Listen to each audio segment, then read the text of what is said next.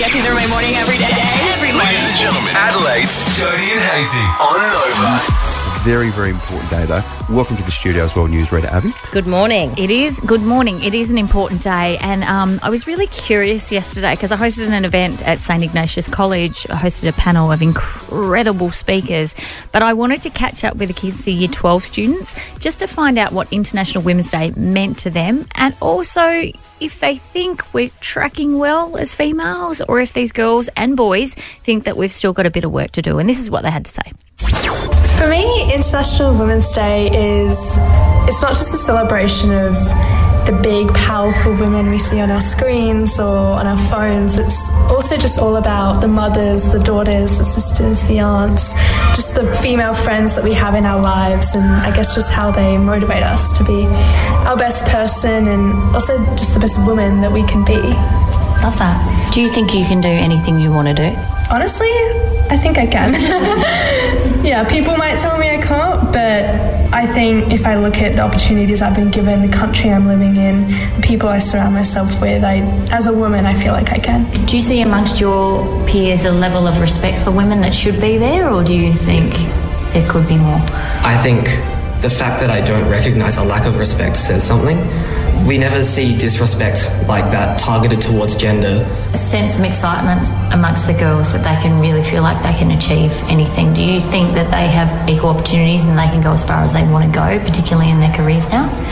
Definitely. I don't think there's anything stopping them today from achieving what they want to.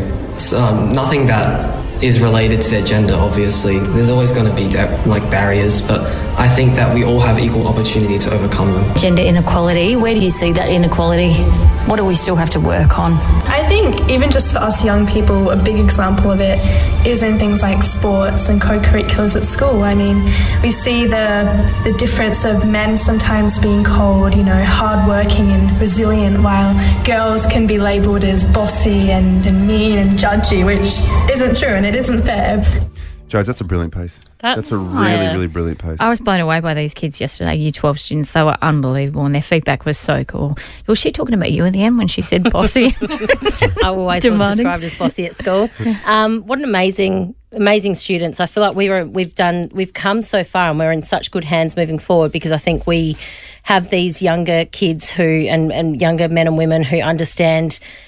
They're just understanding, we've got the gender pay gap, we've got women in sport. You look at the Matildas and what they've done and all the rest of it. Incredible, really incredible. I obviously don't have children, which kills me, because at 34 I really thought I would have had them by now. But I got my sisters to ask my nieces and nephews a few different questions, because they're a little bit younger. What are boys' jobs? What are girls' jobs? What does mum do? What does dad do? Who's better? That type of thing. And this is how it went. Who's better, boys or girls?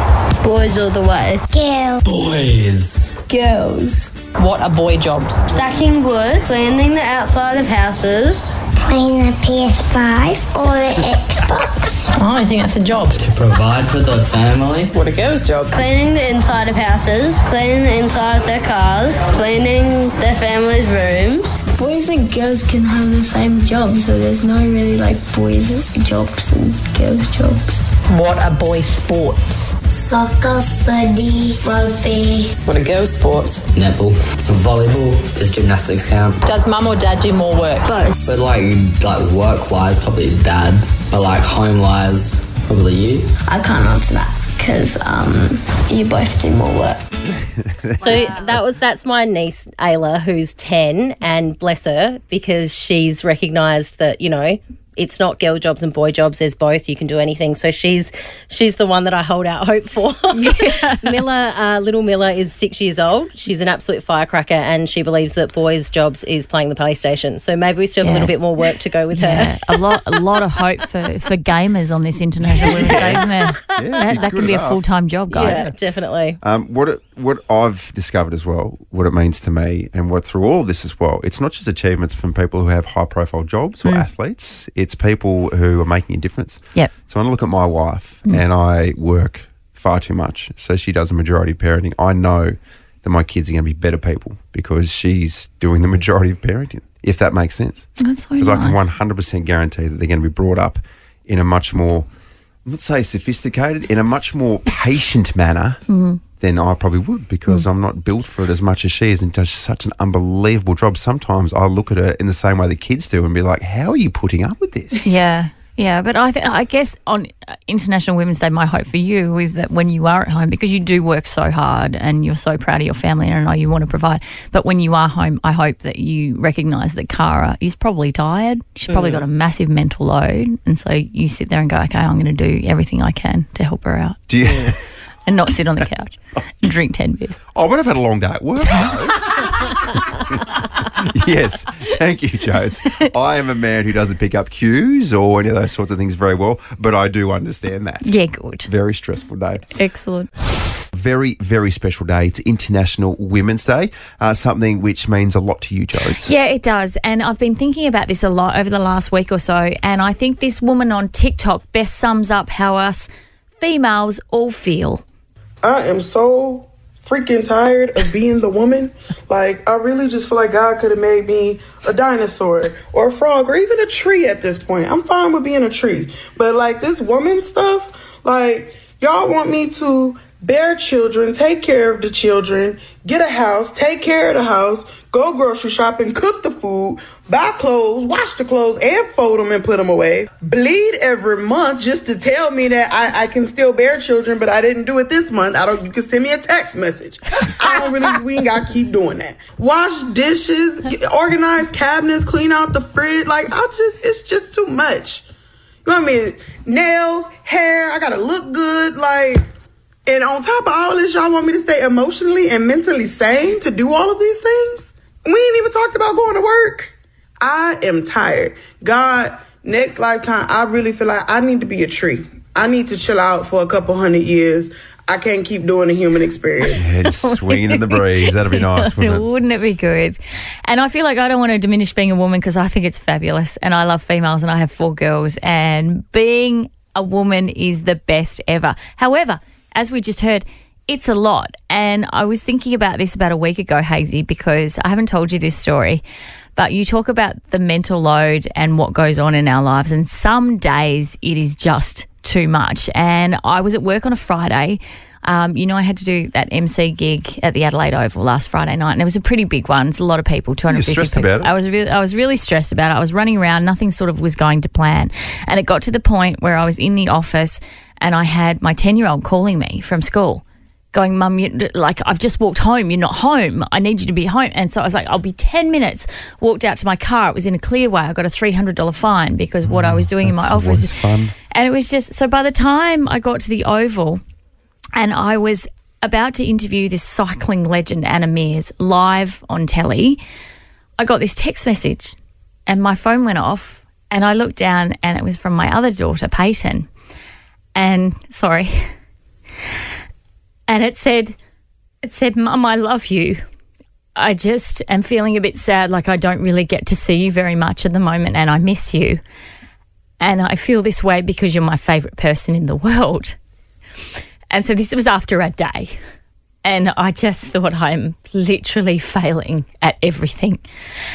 And bless Anna Mears, who is chef de mission. My God, this woman has achieved everything she could ever achieve. And she is about to go to Paris and run the goddamn Olympics for Australia. And I looked at her and she could see.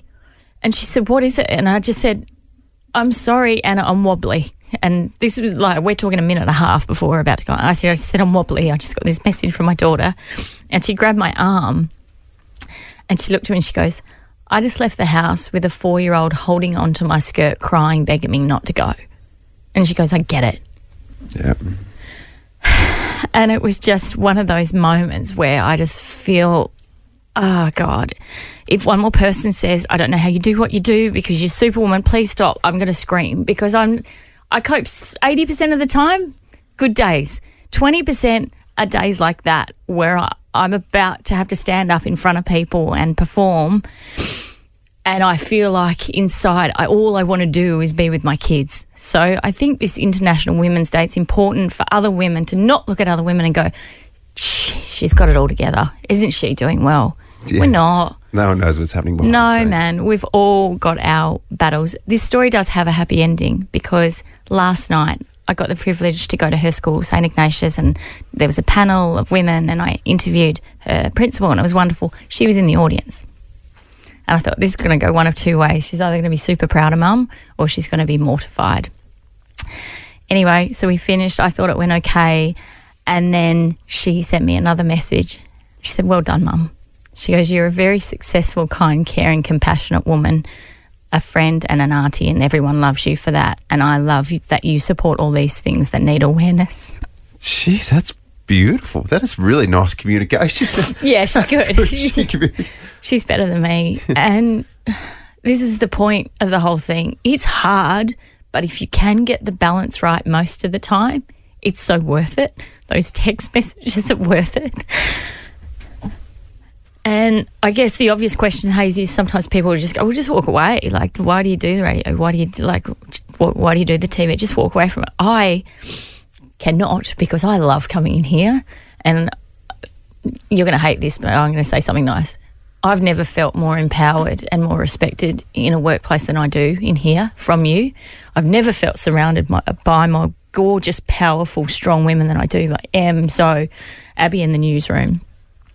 So that's why I don't walk away. And I want to show my kids you can't have it all the time, but if you can have it most of the time, then that's a good thing. Yeah. Oh, well said, Jo. That's really, really nice. And we're very inspired as well as a collective group with what you do and the way that you handle yourself and the message, the constant message that you're putting across. So what you're receiving is because of what you're putting out there. Thank you. So it is really nice. Just don't make me cry. I'm going to go be a tree now. Go be a tree. Also, the issue the other night at the Sports Awards wasn't any of the mistakes that you made off the stage. It's when you got up there and you introduced Bruce McAvaney as Mac Bruce. That's what got the crowd offside. He took it well, though. Our next guest is absolutely incredibly impressive. We love talking about overachievers. She's just 24 years old. She's the managing director and co-founder of Taboo period products, and they're a social enterprise and they sell products with all profits dedicated to eradicating period poverty. Eloise Hall, very happy to say that she joins us right now. Eloise, welcome to the studio. Thank you for having me. You're one of these great overachievers. You are how many years old? 25. And you've You're getting it wrong. Started this exceptionally successful company. Tell us about the journey. Oh, thanks.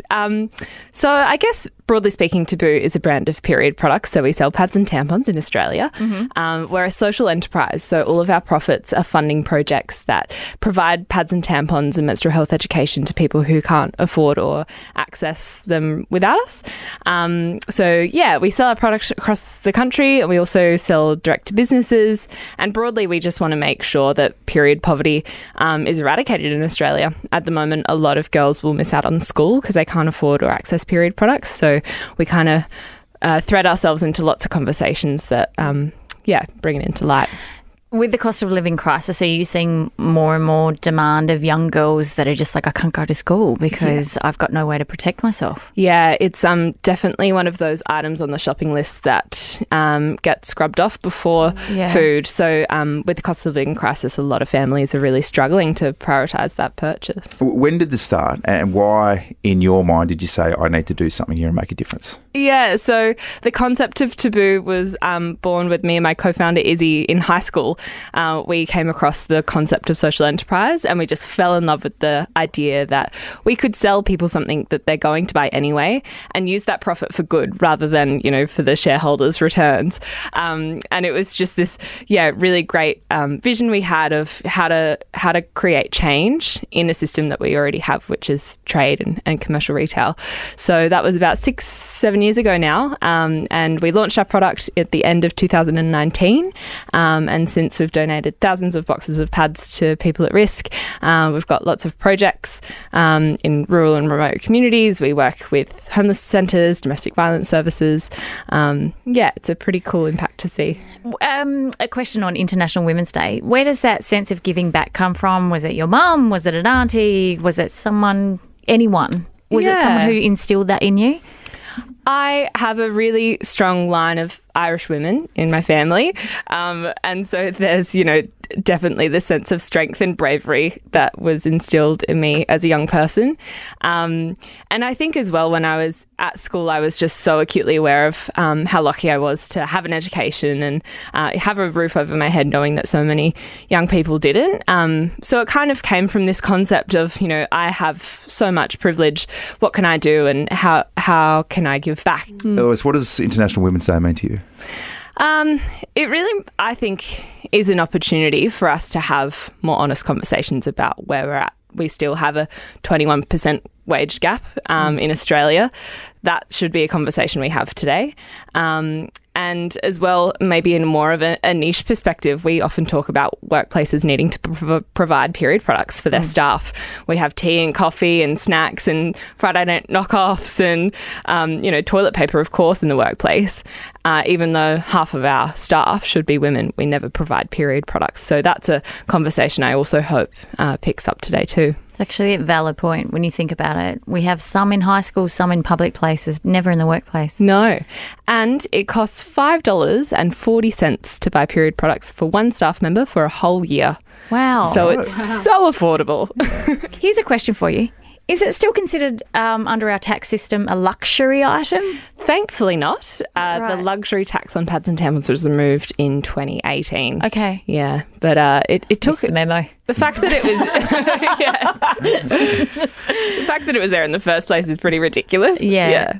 Because I know for that time of the month, it's such a luxury. Yeah. I look forward to it. You're very lucky. Jodie? So lucky. Eloise, thank you so much for coming in, and congratulations on the huge success of Taboo and everything that you do, and happy International Women's Day. Thank you so much. You too. Cheers. Our next ARIA-nominated guest shot to fame on Australian Idol in 2004, coming in 7th but launching into the stratosphere. She now hosts the show that made her famous and is 1/3 of Australia's most popular afternoon drive show, Ricki-Lee, Tim and Joel. She loves Formula One and supercars, has epic hair, is a proud auntie, and puts the rest of us Brekkie hosts to shame with her incredible promotional posters. She's launching her first album in 10 years on my own, but she's not. She's with us. Please welcome Ricki-Lee Coulter. Yes, Ricki-Lee. Ricki-Lee. Ricki-Lee, we've had the absolute privilege of smashing play on your song and watching you on the video from Sydney dancing along to your own tune. Ricki, happy International Women's Day for a start. Thank you, you too. How does it feel to actually, all these years, still hear yourself just smacking it on the radio? It's I don't know actually how to explain it. I was trying to figure out, knowing I'm doing a bunch of interviews today, I'm trying to find the words to describe how this feels. And I honestly can't, because it's just, I think especially because there have over the years been so many people that have kind of doubted me or tried to kind of stand in my way and stop me from doing things. So to actually, 20 years later, be in the position I am today, releasing my own album through my own record label, having done this all on my own, is like my pride and joy. It's like what I've worked my whole life for. It's what everything leading up to this point has brought me to this moment where I just could not be prouder, and I can't tell you how much it means to me. I woke up this morning and my album was #1 on the iTunes chart, and I freaked out, and I don't know how to deal with it. It's freaking me out.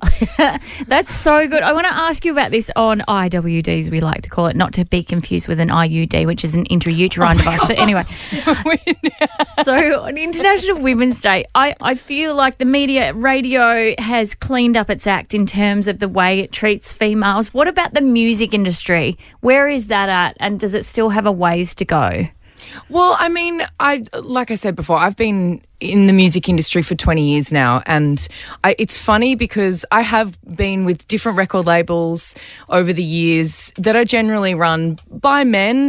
That is starting to change, which I think is wonderful. Yeah. But I think what is so cool is that I always have kind of walked to the beat of my own drum. I've never been afraid to stand up to the man, so to speak, and have an opinion and have a conversation and disagree and push back. And sometimes, that means that you are branded as difficult or, it's just all of that age-old stuff. But I've never been afraid to do that. And I think now in the position I'm in where I'm not relying on anyone to do this for me, I think that that's really inspirational. And it truly, me releasing this album today, I think is a real testament to believing in yourself no matter what. God, I love and that. If you believe you can do something, you absolutely can. And there'll be people that try and pull you down. There'll be people that try and stand in your way. There'll be roadblocks, and the whole thing is a roller coaster, and you have to fight and you have to back yourself when no one else believes in you, and you'll get there. Very well said, Ricki-Lee. Jeez, I'm ready to run through a wall. Let's run for president. Oh, my God. Ready to go. Wish I still played football. You mentioned before, straight to number one, as it should be. So let's make sure it stays there for a long time. Let's buy it. On My Own, it is called. Make sure you jump on the iTunes, all those sort of spaces. The journey of making an album, how epic is that? I love musician stories. It's really wild because, I think people forget, because music is so fun and we listen to it and it makes us feel things, whether it's fun and happy or it's uplifting, or sometimes it's the music you go to when you're sad or you're down or you need to yell and you're a bit angry. Yeah. Music is a creative process, and when you are in a room with, I made this album with two very, very emotional Italian men. And you can imagine, not only is it a your creative ego, but then there's also your personal feelings, and when you have three creatives in a room that are strong and passionate and intense and dramatic, and everything is the most important thing. Yeah, it can make for really interesting days. And so making this album, I've been making this album for the last over 2 years now. And so even once I started coming in here to Nova and doing the drive show, I was in the studio all day from 9, 10 a.m. and then coming in here at 3:30 in the afternoon and then getting punched around by Tim and Joel. Yeah. But it's been such a wonderful, as hard as it's been and as overwhelming as it's been and as emotional as it's been, it's just been such an amazing process and so incredible. And because I wrote the whole album with the same two guys, I was able to go in that room every day, no matter what was going on in my life. And that was the space where I could just let it all out. I could let it all hang out. I didn't have to slap a smile on my face or pretend that I was okay or pretend that I was happy. And I could be pissed off and I could be angry and I could be frustrated and I could be sad. And that was the space for me to do it, and it was amazing. And now I'm sad that it's gone. Oh, just before we let you go, I love your message of female empowerment. If you believe you can do something, go and do it. However, it is a fine line, because there are some people on Australian Idol, and I have enjoyed them so much along the journey, who need to be told that dream of being a singer, you genuinely can't sing. They need some hard conversations. The dream is not going to happen. I don't even know how you keep a straight face with some of them. My goodness me. It's the people come. It's like karaoke, right? Karaoke isn't about how good you are. It's about the passion. It's about how you deliver it. It's about you believing in yourself and really, really digging your teeth into it. And that's what people do sometimes at Australian Idol. They rock up and they really love singing. Yeah. And sometimes that's wonderful. Yeah. They're not wonderful, but it's wonderful, if you know what I mean. You're too nice, babes. Sometimes you need you need to crush some dreams on that show. See, this is why I like being the host and not a judge. Yeah. Because I just get to watch this circus roll into town and I get the best seat in the house and I get to be everybody's best friend and I'm in everyone's corner. Yeah. So, I would hate to be in the position of crushing people's dreams and telling them that they're a bit shit. It has to be done sometimes. Not everyone can be a star. Amy and Kyle. Yeah. Ricki-Lee, we're so happy for you. It's such a big day. So congratulations on the new album. And also, we're looking forward to seeing you when you get to the Barossa later on this year, November 2nd, for a day on the green.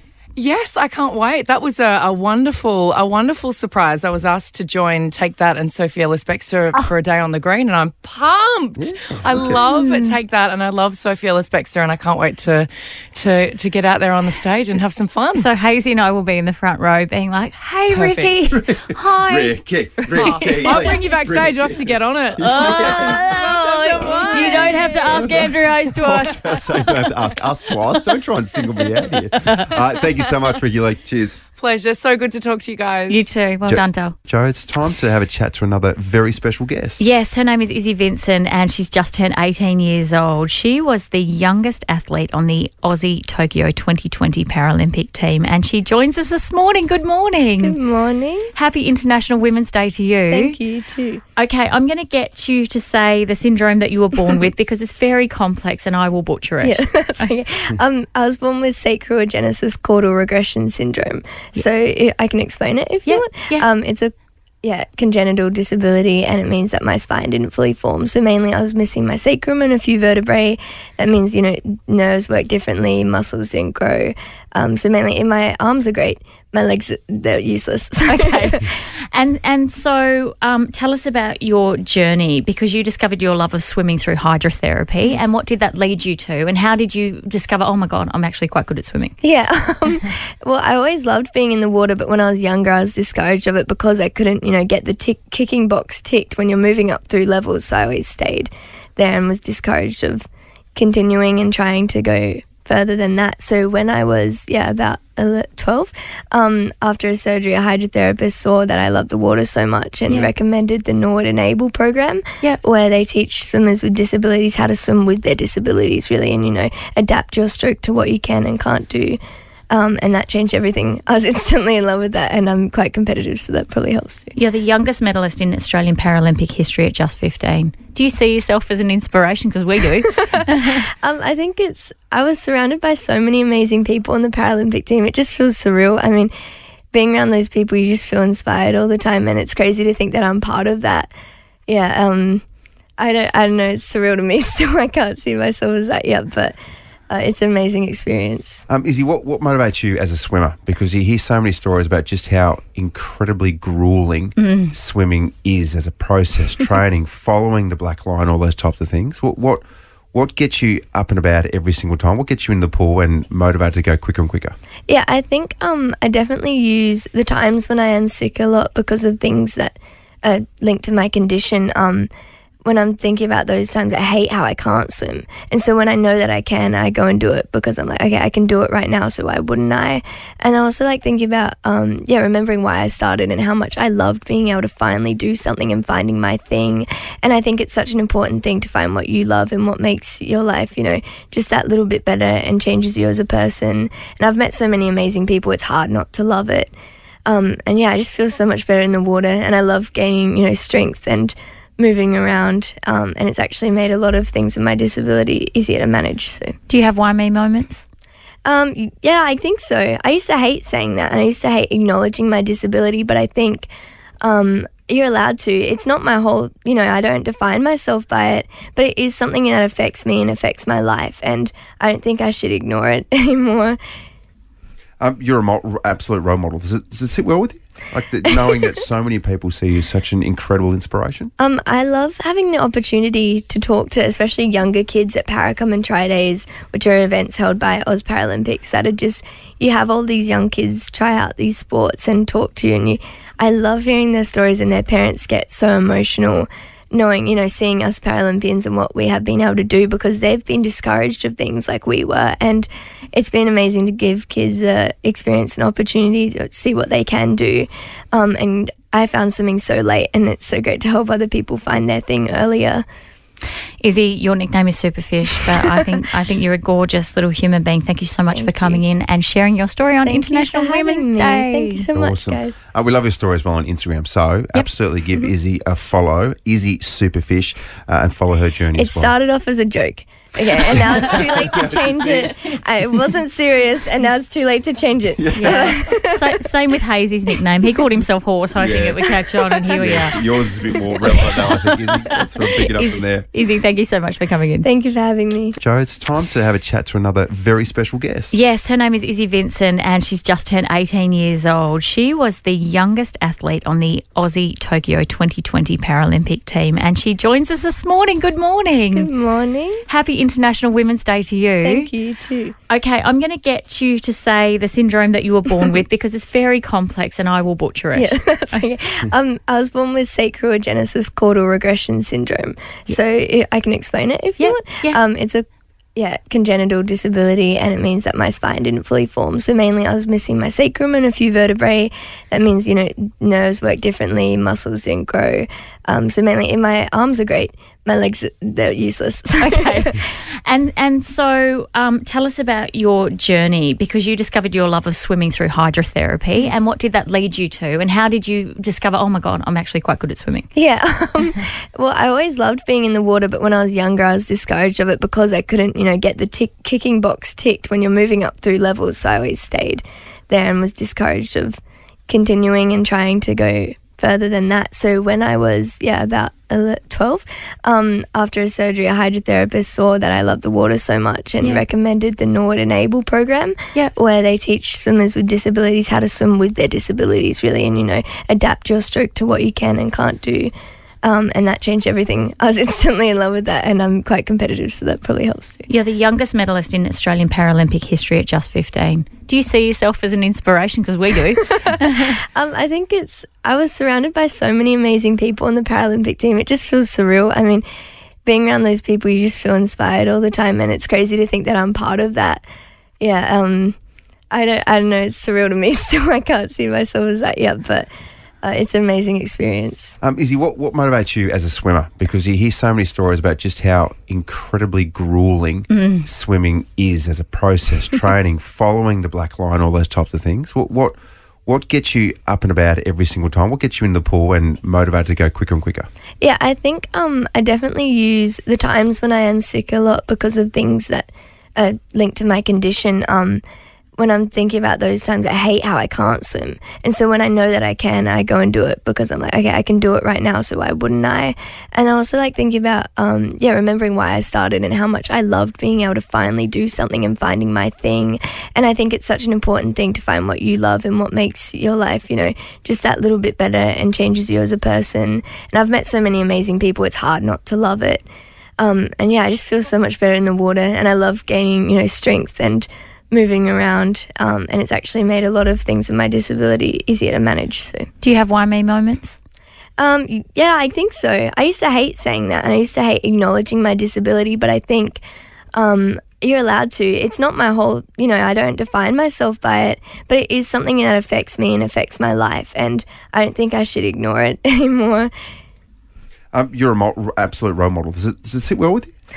Knowing that so many people see you as such an incredible inspiration? I love having the opportunity to talk to especially younger kids at Paracom and Tri-Days, which are events held by Oz Paralympics that are just, you have all these young kids try out these sports and talk to you, and I love hearing their stories, and their parents get so emotional knowing, seeing us Paralympians and what we have been able to do, because they've been discouraged of things like we were, and it's been amazing to give kids the experience and opportunity to see what they can do.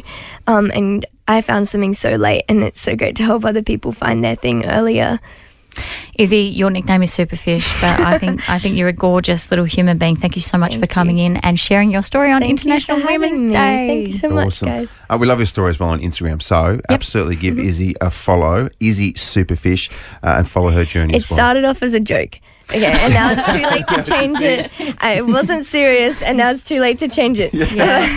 Same with Hazy's nickname. He called himself Horse, hoping it would catch on, and here we are. Yours is a bit more relevant now, I think, Izzy. Let's sort of pick it up from there. Izzy, thank you so much for coming in. Thank you for having me. Fitzy Fridays, Fitzy Fridays, Fitzy Fridays. Yes, we say it each and every week, but this is the best time of the week. It's time for Ryan Fitzgerald. Fitzy. Magnificent Hazy and Jodie. How are you guys? We are so good, thank you. And happy International Women's Day to you, Ryan Fitzgerald. What a magnificent day it is today, isn't it? To celebrate, well, I call them the rock, the support, and they inspire us so much. And I go back to the Riverland, Jodie, when my father was coaching the Loxton Tigers and he met a young lady by the name of Claire Schwartz up there who was working on the farm, my grandfather's farm. And 1976 was a big year for the Fitzgeralds because they won the premiership at the Loxton Tigers, Hazy, and they also produced a young man by the name Ryan who went on to be a pillar of society. Wow, we were born in the same year. That's unbelievable stuff. What about BJ for you, Fitzy? I mean, I follow you on social media, and without actually knowing what's happening behind the scenes, you can tell that BJ's really holding it together. Mate, I tell you what, I was just talking to her then. She's had a tough morning getting the boys ready for school. And you know how hard that is. Yeah. We're talking hormones, testosterone going through Huey's system at the moment. He's 14 years of age and she just feels like, boys, every single morning I need you ready at this time and you're never ready. You're still on the television. So I just had to give her a hug this morning and say how much she means to this family, and I love her to death. So if she is listening, no, she's still out there yelling at the kids. I do love my wife very much. I would be nothing without her. So happy International Women's Day to Belinda Fitzgerald this morning. Jeez, I tell you what, 14 years old, don't tell me she's walked into their rooms unannounced and seen some things that she can't erase from a beautiful memory. Joe, can I tell you a story on that? Oh, yeah, okay. Well, no, it's not too bad. I'll dumb it down a little bit, Jodie. But it is a mate. I heard a story of a mate who, at that age, unfortunately, came home from school and was doing the act that you were just talking about. Now, he was in a 2-story house and he didn't know that his mum had arrived home, and as she was walking up the stairs, he couldn't hear her, and as you walk up the stairs, you could see through to his room through a mirror that then reflected onto his bed. And instead of saying anything, this is how good mums are, all he heard was...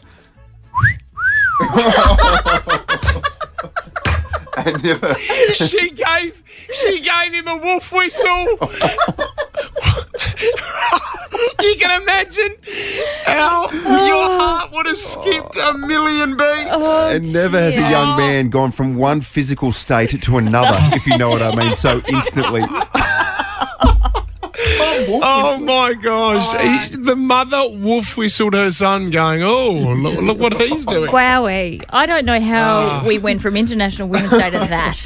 And yet here we are. Here we are. It is. Just before we let you go on this very special day, working in a breakfast team environment and working with a male and female, it's like a marriage. So Kate Ritchie has just fitted in seamlessly to your show, and I love what you guys are doing, and I love the way that you've embraced her. So if you want an opportunity to say nice words about Kate, this is it. This is your moment.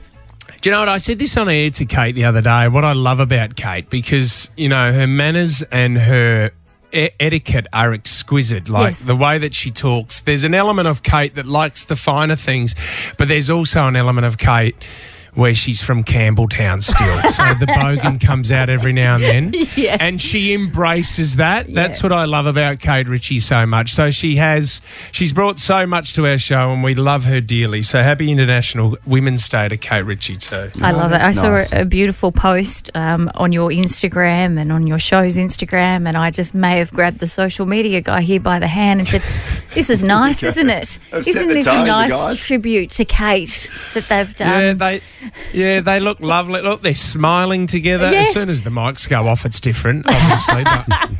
but no, that was from the Radio Awards, that shot. That's a beautiful shot. It is a good shot. Yeah, wait, my radar's going off for picking up cues, and I can't quite read it, but leave it with me and I'll see what's happening. Yeah. If you do a post like that for me today, I will absolutely go, A, you can't express yourself.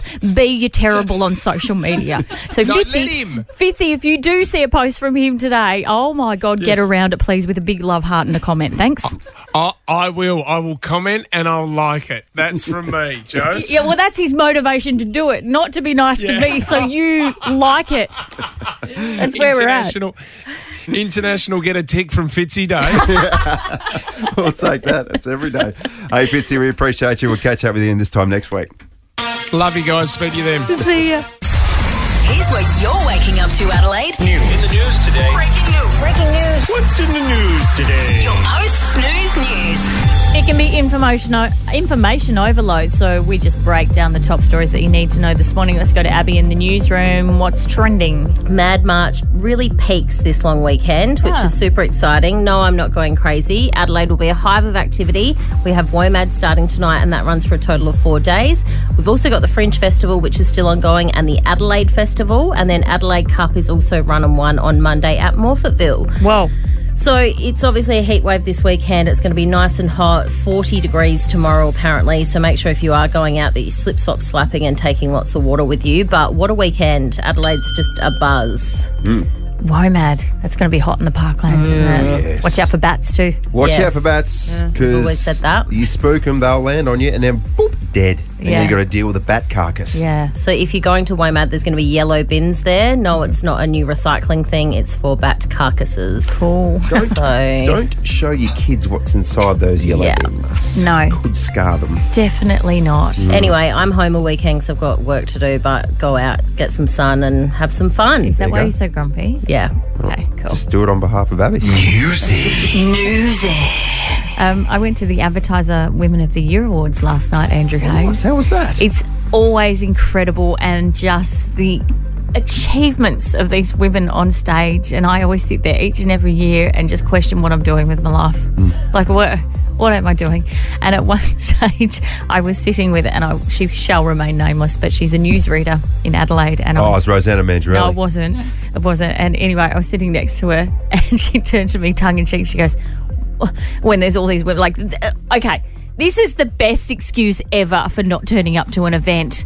Apologies from last year's 2023 Woman of the Year, Catherine Bennell-Pegg. She's in astronaut training in Germany, so she can't make it tonight. She's training to be an astronaut. Oldest excuse in the book. I know, isn't it? She's gone with that again. Some people go gastro or the babysitter or whatever. Oh, well, sorry, I'm training to be an astronaut. Astronaut training again. Oh, my God, she's rolled that out, eh? So all these incredible ladies, and the girl next to me turned around and she goes, well, I read an auto cue. And I was like, I give away Taylor Swift tickets, so shut up, everyone. Isn't it amazing when sometimes someone rolls around and you're like, oh, actually, what I do is quite insignificant. For example, we had Isaac Humphries in the studio not long ago, and you're like, yeah, he's one of those guys who is just an absolute phenomenon at everything that he does. I interviewed a woman yesterday, Andrew Hayes. You know how we always say in here, if things get a bit heavy and we're like, oh, so everyone settle down, we're not curing cancer, that old one. She cures cancer. Right. Okay. Yes. We're like, well, it's come and calm down, guys. We're not curing cancer. She's like, yeah, I actually do. And you're like, well, it's not rocket science. And someone else pops up and is like, yes, I'm actually a rocket scientist. It was that sort of day yesterday. Yeah. But the Advertiser do an absolutely brilliant job of these Women of the Year awards each and every year. Newly crowned Kabora Ali, who came out to Australia in 2007, I think, on boats. And now she's the Adelaide Advertiser Woman of the Year because she serves in the Australian Defence Force. Ran a marathon a couple of weeks ago. Sure, whatever. That's an incredible story. Yeah, no, she's unbelievable, and she's come from adversity, and she's really just kicking goals. So well done. There you go. What a night it was. Newsy. Hey, footy started last night, and I'll ask you this, and for everyone that was watching, did it not feel like the build-up that you usually get with round one? Well, I don't know. I didn't watch it. I just got home in time for Roaming Brian. Right. I went to bed by then. How'd that go? Did you? Oh, it's long. It's long. By the time he interviewed a little boy and said, what are you doing here, mate? And he's like, oh, my dad's part of the coaching panel. And he goes, oh, who's that? And it was some random that no one's ever heard of. And Brian's wandered back to the panel and he's gone, I think we're done here. Yeah. I like one time when Roaming Brian did a Port Adelaide game and there was a little kid there and it had number 2 and Daddy on the back. Yeah. Port Adelaide Guernsey. And Brian said, oh, who's your, is that someone's kid? I'm like, yes, mate. Yeah. I think it's probably Sam Powell-Pepper's kid. number 2 and daddy on the back. As if he didn't say who's your daddy. Roaming Brian's interesting. Anyway, good result last night for the Swans. Yep. Swans beat the D's, and it was very nice to see Brodie Grundy do really well. Yeah. He did beat Max Gorn. Max Gorn's an absolute freak, so if they matched up again next week, maybe Max Gorn would take the chocolates, but very likeable Brodie Grundy. Yeah. He was interviewed by Roaming Brian. Yeah, but he was. He's very random. He'd be an interesting man to talk to, I reckon. You don't often say that. He's very good for a podcast. You don't often say that about footballers, but he'd be very interesting. It seems like he's a deep thinker and he sees things a little bit differently. You don't often say that about footballers. Yeah.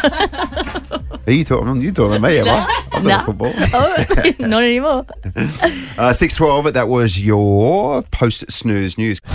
Time for Jodie's diary. Yep. What's on the menu this week? Well, I mean, okay.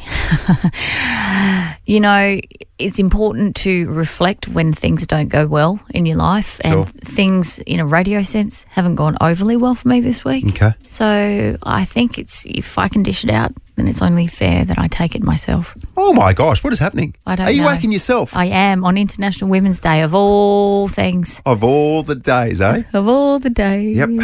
Once a year. Yeah. Once a year. Once a year, a bit of self-feedback. Oh, God, I dish it out 365 days, but here we are. All right, this will be interesting. Jodie's diary. Dear diary, time for some real self-reflection this week. I've learned a lot of things about myself, or lots of tiddlywink bits of information, if you will. Sure, the little tiddlywink bits of information that you need. Tiddlywink bits of information, am I right there, Abs? Are you two okay today? Apparently, I have a very short attention span. You're listening out for this song this morning from our mate Redfoo. Yes, you need to concentrate in the moment because that song just played. And our winner this morning is Eleanor from Halleck Cove. So congratulations to Eleanor. Like super short. Chris, what are they calling the opening round tonight? Opening round? Yeah. Yeah. There we go. Did you say what are they calling the opening round tonight? I've also discovered I'm a cow. If you're just tuning in for the first time, Jodie is our cow, which we get into milk daily. Oh. Jodie's just down on all fours right now, milking Jodie. And I have a complicated family tree. You know, being from Tassie and all. I'll say my nan knitted at a cover. Oh, of course you did. Of course you did. Shut up, that's wholesome. God, you annoy me. And here's the twist. Nan was actually my mum as well. All right, enough about me. Let's get to know Dutch sprinter Femke Bol. I could hear her opening. She was behind me, so I was like, okay, this is good. Now we keep going. And this crowd is so amazing. We were speaking to producer Zoe before, and she was like, do you know what that reminds me of? What? The shrimp from Shark Tale. That's true. And the other thing is, my sister had a baby, and I took it over because she passed away. But I still take care of her with my wife. Tom Wren joined us with his thoughts on International Women's Day. Well, I didn't say I was there. Okay, that was taken a touch out of context, but Jodie the cow did it. Hazy also had some random thoughts. Constantly staring at Connor Rosie's ass as well. Dari, my co-host, managed to work bats into absolutely everything this week.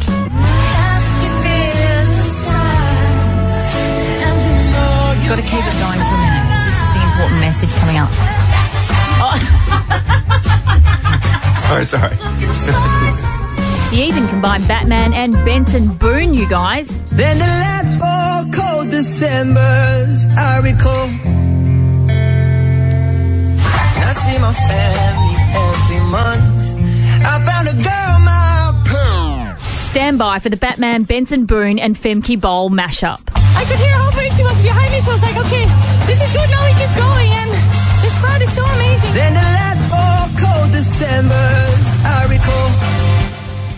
This week ended with a love triangle between Shelby, Abby and the General. We were both drunk when we met at the cafe. You caught my eye, I flashed my tail, and then you came my way. Here she comes, my new babe. You said, hey, my name's Abby, nice to meet you. I said, what's up? I'm the bird on the door, and well played. 'Cause you're about to get laid. So to all the bat, peacock and femke bowl lovers, go off this weekend, kings and queens. This Friday's so amazing. Then the last 4 cold Decembers, I recall. All my love, Jodie. Let's get ready to rumble.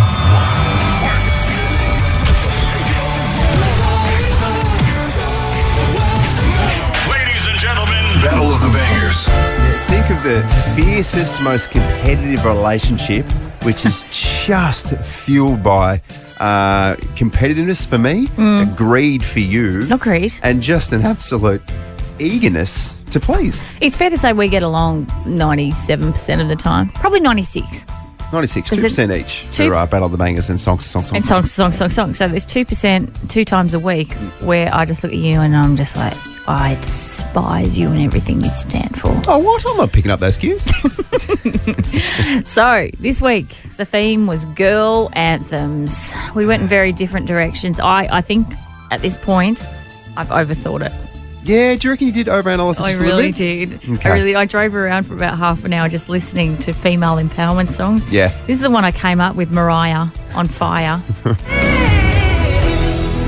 And then a hero comes along with the strength to carry on. So you think you're maybe overanalyzing the situation, like, oh, what about the deeper meaning and all those types of things, versus how about you just give us a good tune to set us up for the weekend? Well, this is what I thought. The hero lies in you was the key message. And I think maybe overestimated that I thought most females would want to belt this out in the car on the way to work. Oh, and sing to themselves. But the way the voting stands at the moment, maybe we don't love a sing-along. You just feel like, are you feeling that perhaps they'd rather belt this out? Because I ain't no holler back girl, which we've said since day dot. Yeah, but you know what I hate about this? Your key takeaway from female empowerment was, hey, guys, if you don't know how to spell bananas, B-A-N-A-N-A-S. Spot on, Joe.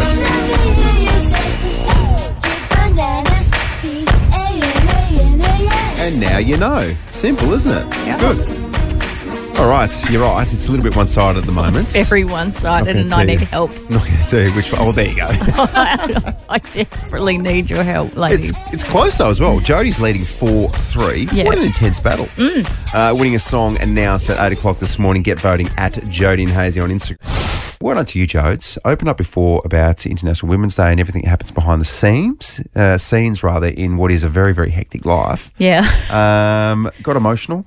a particularly when you're talking about your kids and everything like that. But very, very strong stuff. So congratulations. Very much appreciated, not just yourself, but everyone in this team, newsreader Abby, producer Emily, producer Zoe.